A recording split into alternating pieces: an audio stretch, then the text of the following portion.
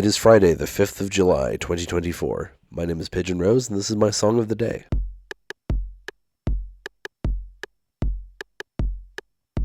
Today we're talking about an artist who I knew about under a different name. You see, my friend got me into a band called Teen Suicide back probably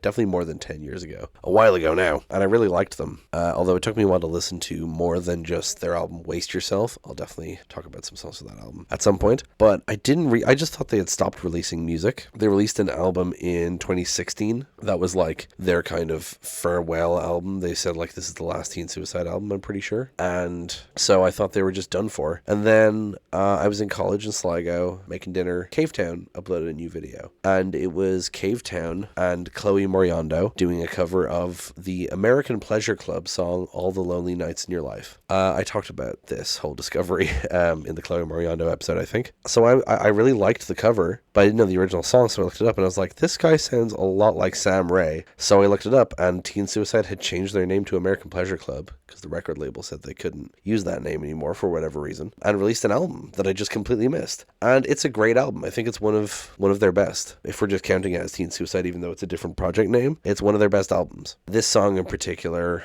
I still really love. I will, of course, link the cover I mentioned in the description as well, because that cover, I might like the cover better than the original, honestly. But the original is still great, and we're going to talk about both. So I don't think I have anything much else to say. It's a pretty short song, I think. So we're just going to listen to it now and then come back in a few minutes and talk about it.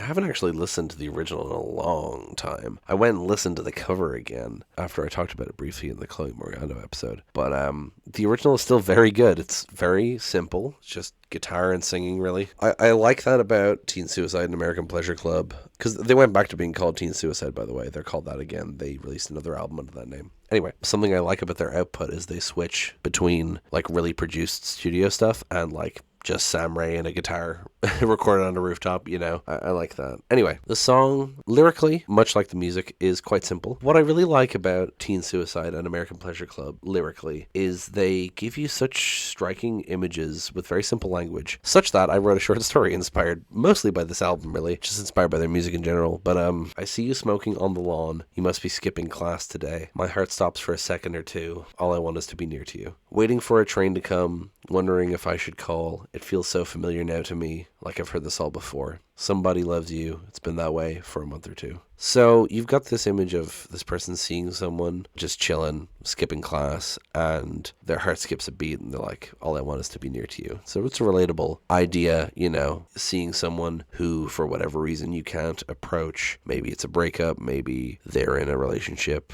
and it's unrequited, you know, and it's just a very relatable situation. Waiting for a train to come, wondering if I should call. Just that, like, almost not boredom, but kind of ennui. Like, he's just standing there waiting for a train. He's like, I should call her.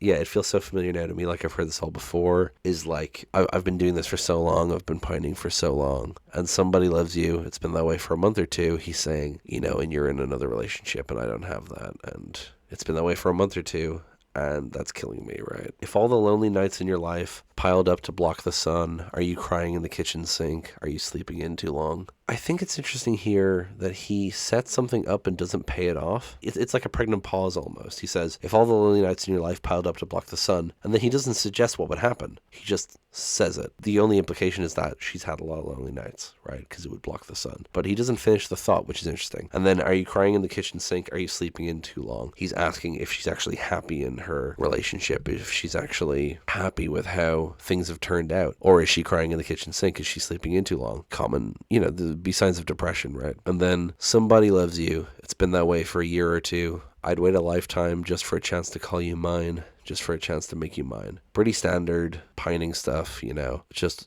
longing for someone who is unavailable forever. You know, I'd wait, it's been that way for a year or two, but I'd wait a lifetime, right? This love is never going to die, right? As with a lot of pining songs like this and pining media, you could read this in a stalker way as well, but I don't think it is intended to be read that way. I think it's just about unrequited love, because even though he does say make you mine, the language in this song is not It's not written like someone who is actually going to do anything. They're not like going to go ruin the other person's marriage. They wonder about if they're happy in it, but they don't imply like, oh, I'm going to do something to make you mine. They just say like, I would give anything to be with you. So I think it's implied in a more wholesome light, even though you could read it in an unwholesome light. You know what I mean? I apologize for my voice in these last few episodes, by the way. I have a cold, and so I may sound a bit gummy. My voice is also lower, so you're welcome. I wrote in my notes that when I was talking earlier about like the difference between like some of the songs being real lo-fi and some of them being very produced, I like how this song, songwriting wise, like the lyrics and the guitar and everything, sounds like something that could have been included on one of their earlier albums, like Waste Yourself, but it's got this crisp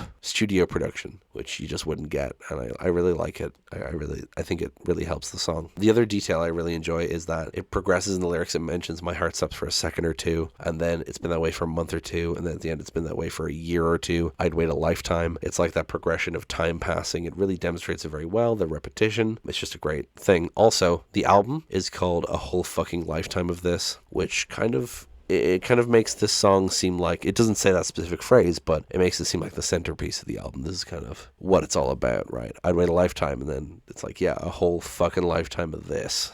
I think that's pretty much everything I have to say about this song. Thank you so much for listening. Please hit subscribe, give me a like, leave a comment, tell me what you thought. I'd be very interested in what people think of the Teen Suicide and American Pleasure Club songs I talk about, because they're not a particularly well-known act. You know, tell your friends, tell your family, tell your enemies, tell whoever the fuck you want. Thank you so much for listening, and I will talk to you tomorrow. Break it down.